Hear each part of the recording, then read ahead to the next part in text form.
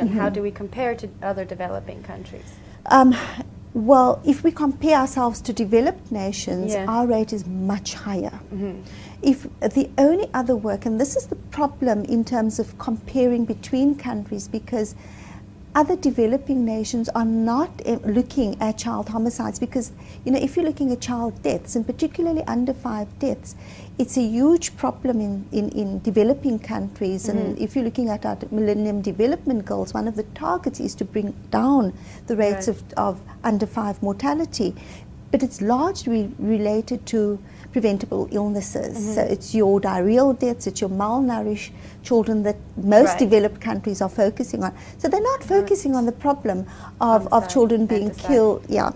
So it's something that we not really able to compare with. But the only other study done in Africa is in Tanzania, and we compare quite relatively well in terms of, so if we're looking at their proportion of infanticides, it's much the same as South Africa. However, our legislations are so different. Yeah.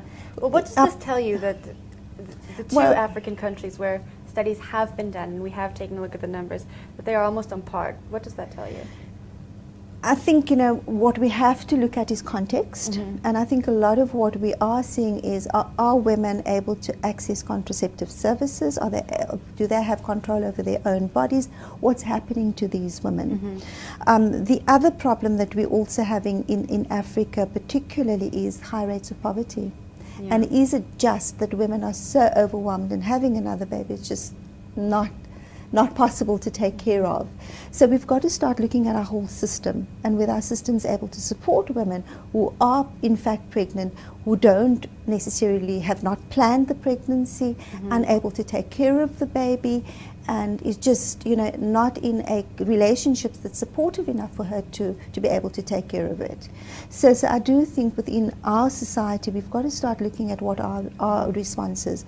Why is our abortion system not working? And there's lots of anecdotal evidence about women who enter reproductive health facilities and who try to access abortion, and the moral judgments coming in around that. You've got to remember, South Africa is still a very Christian country. And very conservative. Very conservative. So the medical personnel working within those services are not necessarily wanting to be there. Do they need to be re-educated?